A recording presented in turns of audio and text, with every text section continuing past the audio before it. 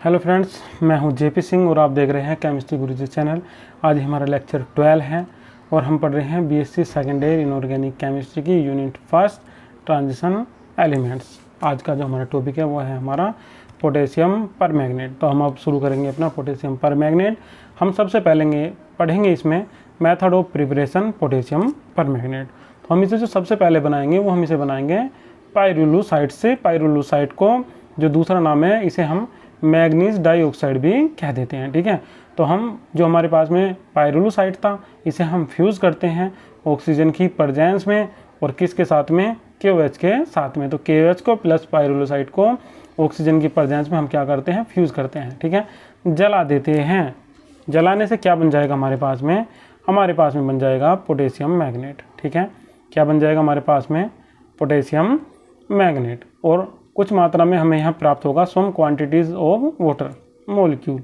अब हम क्या काम करेंगे, जो हमें यहाँ बना हुआ था हमारा, ठीक है, जो मेड हमारा वो क्या आया है यहाँ K2MnO4, इसे हम क्या काम करेंगे, Cl2 के साथ में रिएक्ट करा देंगे तो हमारे पास में बन जाएगा पोटेशियम परमैंगनेट। ठीक है, ये पोटेशियम मैग्नेट यहाँ से हटके यहाँ आएगा और ये पोटेशियम परमैंगनेट यहाँ से हटके यहाँ जाएगा। ये थोड़ा सा गलत लिखा हुआ है, इसे आप सही कर लीजिएगा।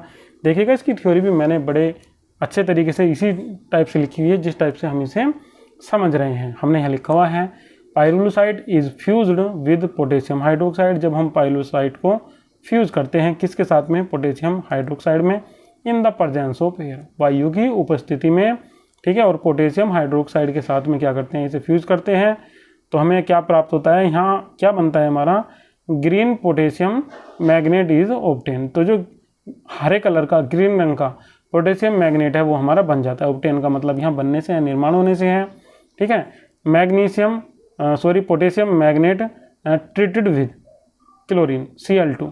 ठीक है नहीं, इट इज ऑब्टेन पोटेशियम पर magnet when potassium magnet treated with Cl2 molecules, it is obtain potassium पर मैग्नेट। ठीक है, तो जब हम इसकी रिएक्शन करा देंगे किसकी, पोटेशियम मैग्नेट की क्लोरीन से, तो हमारे पास में बन जाएगा क्या, पोटेशियम पर मैग्नेट। यहाँ लिखा हुआ नहीं है, पोटेशियम पर magnet treated with chlorine it obtain potassium पर मैग्नेट। इस टाइप से हमारा बन जाएगा। चलिए चलते हैं इसके सेकंड टाइप पे। तो जो हमारा इसका दूसरा टाइप है वो हम इसे बना लेंगे ओजोन से। ओजोन से बनाने के लिए हमारे पास में पहले से ही क्या होना चाहिए, पोटेशियम मैग्नेट। पोटेशियम मैग्नेट लेंगे, कुछ मात्रा में हम इसमें जल लेंगे और साथ में इसकी रिएक्शन किससे करा देंगे, ओजोन से। तो क्या बन जाएगा हमारा पोटेशियम परमैंगनेट, KOH निकल जाएगा इसमें से और साथ में निकल जाएगा एक ऑक्सीजन का मॉलिक्यूल्स। यहाँ थ्योरी में भी हमने लिखा हुआ है क्या, potassium magnet treated with O3। O3 को ओजोन बोल देते हैं। ठीक है, ट्रीटेड का मतलब भी रिएक्शन कराने से ही है। ठीक है, रिएक्ट कराते हैं किसके साथ में, O3 के साथ में, इट ऑब्टेन यह बना देता है किसे, पोटेशियम परमैंगनेट को। ये पोटेशियम परमैंगनेट को बना देता है कौन, पोटेशियम मैग्नेट। अगर हम पोटेशियम मैग्नेट को O3 के साथ में ट्रीटेड कराते हैं तो क्या बना देता है ये, पोटेशियम पर मैग्नेट। बड़े आराम से, बड़े प्यार से समझा रहा हूँ प्यारे बच्चों, ताकि आप समझते हुए चलो इस बात को। फिर अगली बार चलते हैं, जो हमारा इसका थर्ड टाइप है वो हमारा थर्ड टाइप है इसमें फ्रॉम कार्बन डाइऑक्साइड। ठीक है, कार्बन डाइऑक्साइड से हम क्या काम करेंगे, इसमें कार्बन डाइऑक्साइड की भी रिएक्शन किससे करा देंगे, K2MnO4 से। ये हमारे पास में क्या है, K2MnO4 मैग्नीशियम पोटेशियम मैग्नेट है ये हमारे पास में।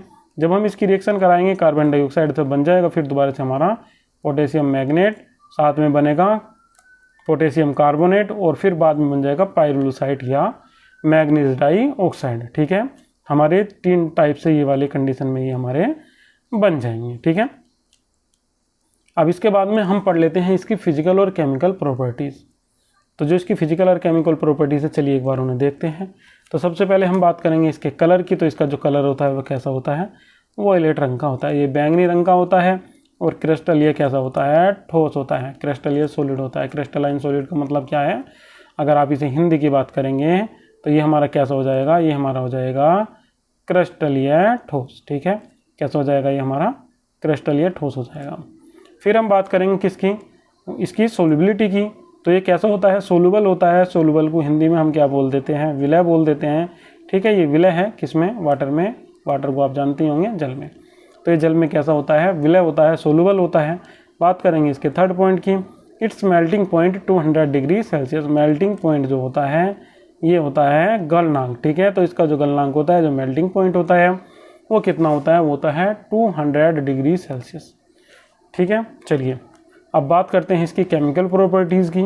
तो जब हम इसकी रिएक्शन करा देते हैं किससे, हाइड्रोजन सल्फाइड से, H2S से, तो ये बना देता है क्या, मैग्नीशियम सल्फाइड, ठीक है, MgSO4। कैसे कैसे बनेगा रिएक्शन देख लेते हैं, यहाँ से हमें समझ में आ जाएगी, ठीक है। यहाँ हमने क्या लिया हुआ है, ये KMnO4, इस टाइप से ये हमने लिया हुआ है। साथ में हमने इसकी रिएक्शन किससे कराई है, SO2 से।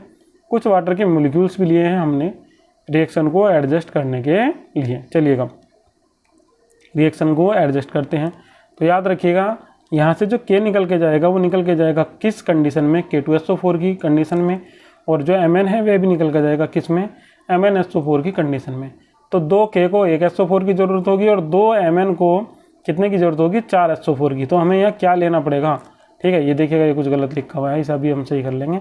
तो हम क्या काम करेंगे, यहाँ से हमें कुल मिला के 5 SO4 की आवश्यकता यहाँ पर होगी, ठीक है। हमने क्या काम करा है, 5 SO2 ले लिए हैं। साथ में जो हमारे पास में H2O हैं ये इसकी बैलेंसिंग में यूज़ हो जाएंगे, और इसके ये 2 भी क्या होगा, इसकी ही बैलेंसिंग में यूज़ हो जाएंगे, ठीक है। तो ये क्या काम करेंगे, सॉरी ये 4 दूनी 8 हैं, अधिक हैं, तो ये ही यूज़ हो जाएंगे इसकी बैलेंसिंग में। तो ये कितने बना लेंगे, 5 SO4। ये कितने थे, 5 पहले से थे, तो कितने इनकी और कितने हो की आवश्यकता इन्हें हुई है, यहाँ इन्हें हो गई है, यहाँ जो इसके हो गए हैं वो गए हैं यहाँ 5 दूनी 10, 10 और इसके पास में चले गए हैं। तो यहाँ ओ इसके पास में कितने बचे हैं, समझने में दिक्कत आ रही है, नहीं आनी चाहिए। चलिएगा एक बार रिएक्शन को दोबारा से समझा देता हूँ, ठीक है। आपको ऐसी कोई भी प्रॉब्लम आनी नहीं चाहिए। ये देखिएगा ये लिया हमने सबसे पहले KMnO4, इसे आप अलग अलग करके लिखिएगा क्योंकि ये 2 हैं, ठीक है। तो मैंने ये लिख दिया यहाँ KMnO4, फिर हमने दूसरा भी लिख दिया साथ में ही KMnO4, ठीक है।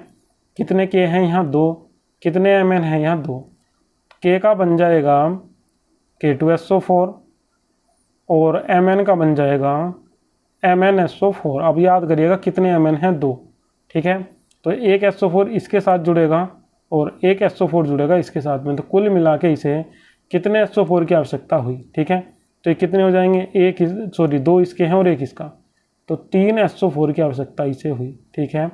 तो क्या होगा, 3 SO4, इसका मतलब इसमें से जो 3 मॉलिक्यूल्स हैं SO2 के वे तो इनके ही साथ जुड़ जाएंगे, ठीक है।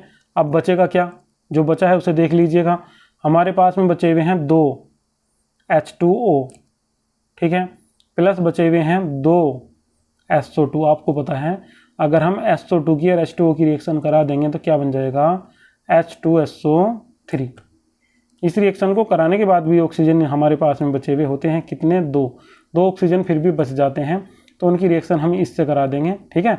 1 से 1, 1 से 1, तो हमारे पास में क्या बन जाएंगे, 2H2SO4, ठीक है। ये आपको सही से क्लियर यहाँ से ही हो जाएगा, तभी बना हुआ है, ठीक है। इसी टाइप से पहले वाली रिएक्शन यहाँ की हुई वही है। कैसे हुई हुई आप समझ चुके होंगे, नहीं समझे हैं एक बार फिर तो दोबारा एक्सप्लेन करता हूँ। K का बन जाएगा K2SO4 और 2 Mn हैं, Mn के बन जाएंगे 2 MnSO4। K निकल गया, Mn निकल गया। यहाँ हमारे पास में से जो बचे हुए हैं ये 4 O जो बचे हुए थे, इन 4 में से हमने ये 3, इसमें से 3 SO2 अलग निकाल लिए, ठीक है। और 3 SO2 को SO4 बनने के लिए कितने O की ज़रूरत होगी, 1 के साथ में आपको 2 जोड़ने हैं, तो 3 के साथ में कितने जोड़ देंगे आप, 6। यहाँ ये थे कितने, 4 दूनी 8, तो 8 में से 6 तो इसके साथ जुड़ गए।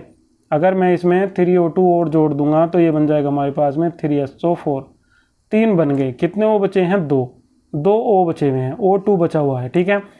ये हमारा सारा बैलेंस होगा। इसमें से कितने बचे, केवल 2। यहाँ से क्या बचा हुआ है, 2SO2, क्यों, क्योंकि 3 इसके साथ में यूज हो गए हैं। यहाँ कितना बचा हुआ है, 2H2O, इसकी और इसकी रिएक्शन कराएंगे तो बन जाएगा 2H2SO4। फिर बात करेंगे रिएक्शन नंबर 5 की। आपको ये लास्ट से समझ में आ गया होगा। तो जो हमारे पास में लास्ट की रिएक्शन है, ये रिएक्शन हमने इसकी किसके साथ करा रखी है, HCl के साथ में करा रखी है। जब हम इसकी रिएक्शन HCl के साथ में कराएंगे तो ये रिएक्शन भी कुछ इसी टाइप की होगी। जो इसके Cl हैं वे Cl निकलेंगे किसके साथ में, K के और Mn के साथ में।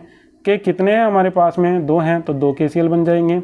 Mn कितने हैं यहाँ हमारे पास में, 2 हैं, 1 के साथ में जो 2 जुड़ेंगे तो 2 के साथ में कितने जुड़ जाएंगे, 4 जुड़ जाएंगे, तो क्या बन जाएगा ये MnCl2। तो कितने यूज हुए, 2 और 2 दूनी 4, तो कितने Cl यूज हुए हैं कुल मिला के? यहाँ 6 Cl यूज हुए हैं। ठीक है, देख लीजिएगा चाहे ध्यान से, यहाँ कितने यूज हुए हैं? ये 6, 2 दूनी 4 और 2 6, तो यहाँ केवल 6 Cl ही यूज हुए हैं। अब यहाँ से आगे चलते हैं। अब हमारे पास में यहाँ क्या बचा है? यहाँ बचा हुआ है हमारे पास में 4O2, और यहाँ जो हमारे पास में अगर हम 6 Cl से केवल बात करेंगे, ये ऑक्सीजन जो यहाँ निकली हुई है, चलिएगा एक बार इसे भी देख लेंगे, अभी ये हमारा ये भी क्लियर हो जाएगा। ये हमारे पास में यहाँ से 4O2 निकले हुए हैं, और अगर मैं इसकी बात करूँगा यहाँ से, तो यहाँ हमें केवल कितने की आवश्यकता थी? केवल 6 HCl की आवश्यकता थी। मगर हमने क्या काम करा? यहाँ से दूसरा काम करा। इन O को बैलेंस करने के लिए कितने थे? 4 दूनी 8, ये हमने क्या लिए हुए हैं? 16 HCl लिए हुए हैं। तो इसके जो ये 6H हैं ये, और इसके जो ये 4O2 हैं ये निकल जाएंगे किस कंडीशन में? 8H2O की कंडीशन में। ठीक है, ये निकल जाएंगे हमारे 8H2O की कंडीशन में, 8H2O बन जाएगा इनका, और ये यहाँ से निकल जाएंगे। मगर 8H2O निकलने के बाद में भी ये हमने जो यहाँ O2 लिखा हुआ है, ये हमारा O2 गलत लिखा हुआ है। अब यहाँ कितने Cl बचे हैं एक बार से ये पता करेंगे। तो यहाँ हमारे पास में केवल 6 ही Cl यूज हुए थे, और Cl हैं कितने हैं हमारे पास में? 10 हैं, सॉरी 16 हैं। तो कितने बचे हुए हैं? 10 Cl बचे हुए हैं। तो 10 Cl को हम क्या लिख सकते थे? 5Cl2। तो यहाँ लिखा जाएगा 5Cl2। ये इस टाइप से इसकी दूसरी रिएक्शन भी हो जाएगी। चलिए पढ़ते हैं इसके यूजेस के। इसका यूजेस हम कर सकते हैं किसमें? ऑक्सीडाइजिंग एजेंट के रूप में, और दूसरा ड्राइंग में और केलियो प्रिंटिंग में। ठीक है, चलिए पढ़ते हैं अपना अगला टॉपिक, वेनेडियम पेंटाऑक्साइड। ये छोटे छोटे से टॉपिक आते हैं, 2-3 टॉपिक मिलकर आते हैं। एक हम लास्ट वाली वीडियो में पढ़ चुके हैं, और जो 2 टॉपिक्स हैं उन्हें हम आज की वीडियो में पढ़ लेंगे। अब हम इसमें पढ़ते हैं वेनेडियम पेंटाऑक्साइड। ठीक है, वेनेडियम पेंटाऑक्साइड का जो फॉर्मूला होता है वो क्या होता है? वो होता है V2O5। अगर हम वेनेडियम को ऑक्सीजन के साथ में गर्म कर देंगे तो क्या बन जाएगा? Vanadium pentoxide. या आप वेनेडियम ट्राईऑक्साइड को ऑक्सीजन के साथ में गर्म कर देंगे तो भी क्या बन जाएगा? Vanadium pentoxide. देखिए यहाँ प्रिपरेशन में हमने यहाँ लिखा हुआ भी है। ठीक है, वेनेडियम और vanadium oxide is treated with oxygen, it is obtain vanadium pentoxide. जब वेनेडियम को या वेनेडियम ऑक्साइड को या वेनेडियम ट्राईऑक्साइड को हम ट्रीट करते हैं ऑक्सीजन के साथ में, तो हमें प्राप्त हो जाता है, बन जाता है, ऑब्टेन हो जाता है कौन? वेनेडियम पेंटाऑक्साइड, V2O5 बन जाता है। चलिएगा इसका दूसरा मेथड देखते हैं, जो इसका प्रिपरेशन का सेकंड मेथड है। इस बार हम क्या लेंगे? इसमें वेनेडियम ऑक्सी क्लोराइड लेंगे, VOCl3 लेंगे। इसकी रिएक्शन किससे करा देंगे? H2O से कराएंगे। तो इसके जो Cl हैं किसके साथ में जुड़ जाएंगे? H के साथ में, और क्या बना देंगे? HCl। भाई 3 दूनी 6, 6 तो हो जाएंगे H, और 3 दूनी 6, 6 ही क्या हो जाएंगे? Cl। तो क्या बन जाएगा? 6HCl बन जाएगा। यहाँ हमारे पास में 2 क्या हैं? O हैं, V हैं, और 2 ही यहाँ हमारे पास में O थे, और 3 यहाँ से आ जाएंगे, तो क्या बन जाएगा? V2O5। और जो V2O5 है यही हमारा क्या होता है? यही हमारा होता है वेनेडियम पेंटाऑक्साइड। चलिए बात करते हैं इसके हम थर्ड टाइप की, कि इसे हम थर्ड टाइप में कैसे बना सकते हैं। ठीक है, when ammonium meta vanadate is heated with obtain. ठीक है, इज हीटेड, जब हम इसे हीट कर देते हैं किसे? अमोनियम मेटा वेनिडेट को, तो ये बना देता है क्या? Vanadium pentoxide. ये हमारे पास में है अमोनियम मेटा वेनिडेट, NH4VO3 से हम गर्म करेंगे, V2O5 बना देगा, साथ में NH3, और कुछ मात्रा में यहाँ से इसकी जलवाष्प भी निकल जाएगी। ठीक है, वेपर ऑफ वाटर। तो ये हमारा बन गया दोबारा से वेनेडियम पेंटाऑक्साइड। तो हमने यहाँ 3 टाइप से बनाया हुआ है वेनेडियम पेंटाऑक्साइड। अब पढ़ लेते हैं इसके फिजिकल और केमिकल प्रॉपर्टीज़। तो सबसे पहले देखिएगा ये इसका जो कलर होता है वो इसका कलर कैसा होता है। ठीक है, तो इसका जो कलर होता है वो कैसा होता है? वो होता है येलो रेड। और ये किस कंडीशन में पाया जाता है? पाउडर वाली कंडीशन में पाया जाता है। फिर हम बात करेंगे इसकी सोल्युबिलिटी की, तो ये सोल्यूबल होता है किसमें? वाटर में। अगर मैं बात करूंगा सोल्युबिलिटी की, आप समझ नहीं पा रहे हैं, तो सोल्युबिलिटी का मतलब किससे होता है? विलेयता से होता है। और सोल्यूबल का मतलब काहे से होता है? विलय से होता है। ठीक है, विलय होता है किसमें? जल में। तो सोल्यूबल होता है किसमें? वाटर में। बात करेंगे इसकी रिएक्शन की, जो इसकी 3rd नंबर पे रिएक्शन है। रिएक्शन हमने इसकी किससे करा रखी है? HCl से। जब हम इसकी रिएक्शन HCl से कराएंगे तो ये बना देगा क्या? VCl5। ठीक है, वेनेडियम पेंटाक्लोराइड, और साथ में निकल जाएगा इसमें से जल का एक मॉलिक्यूल्स। ठीक है, जल का एक अणु यहाँ से निकल जाएगा इसमें से। चलेगा, इसकी अगली रिएक्शन देख लेते हैं। तो जो अगली रिएक्शन है वो हमने इसकी किससे करा रखी है? सल्फर से करा रखी है। सल्फर को ये ऑक्सीडाइज कर देगा किस कंडीशन में? SO2 में, सॉरी हाँ ऑक्सीडाइज ही कर देगा इसमें, ये SO2 बना देगा। यहाँ 0 है और यहाँ कितनी आ जाए इसकी +4 आ जाएगी, ठीक है। तो ये एक ऑक्सीडाइजिंग एजेंट के रूप में भी वर्क करता है। It is use in catalyse, इसे हम एक कैटालाइज के रूप में भी यूज़ कर सकते हैं या करते हैं।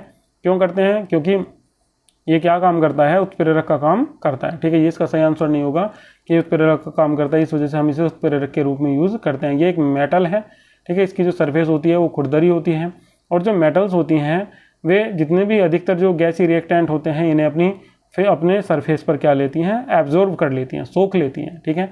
जिस कारण उनकी कंसंट्रेशन बढ़ जाती है और ये क्या काम कर देती हैं, जो विक्रियाएं होती हैं, जो रिएक्शंस होती हैं उससे क्या होती हैं, तेज हो जाती हैं, ठीक है। तो ये किसका काम करेंगे, वैनेडियम पेंटाऑक्साइड एक कैटालाइस्ट का काम भी करेंगे। कैटालाइस्ट को हिंदी में बोल देते हैं उत्प्रेरक, ठीक है।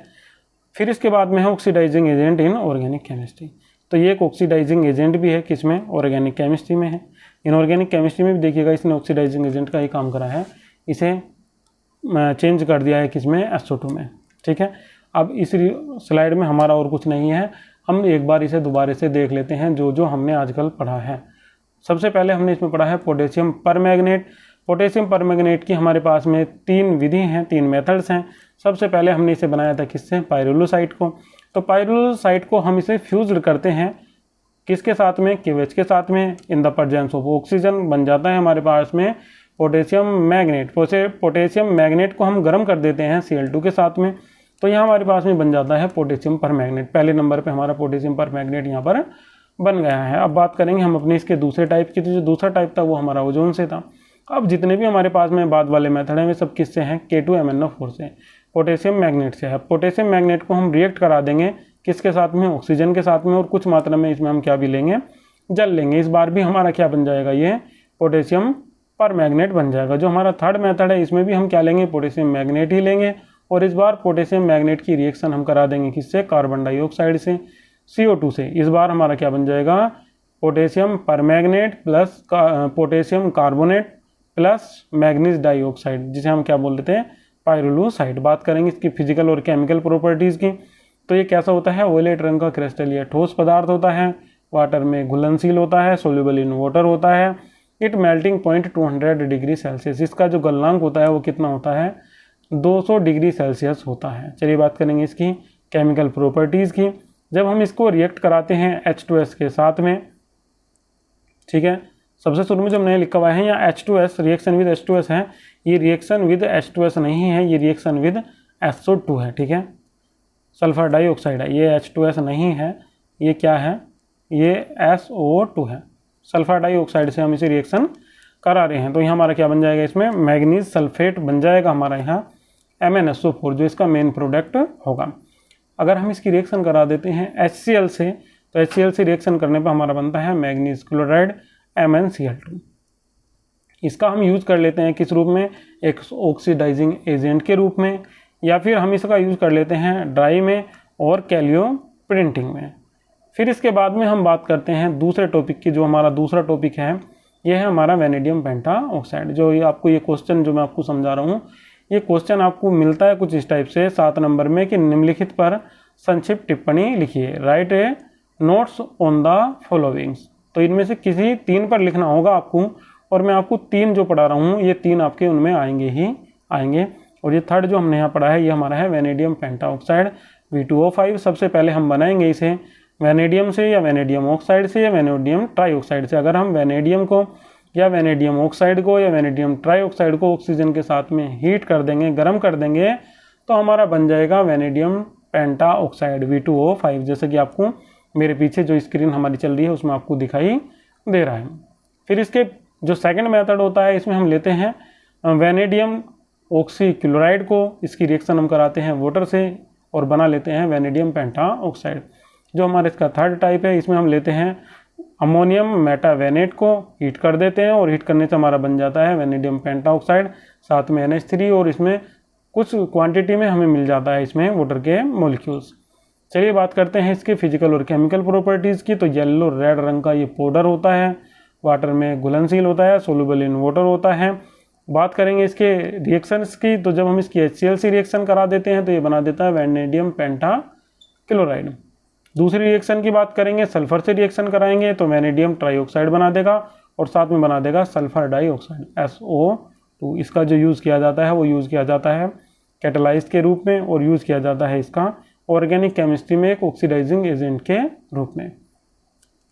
वीडियो कैसी लगी आपको कमेंट करना ना भूलिएगा, वीडियो को लाइक कीजिएगा और चैनल को सब्सक्राइब कीजिएगा। Thank you.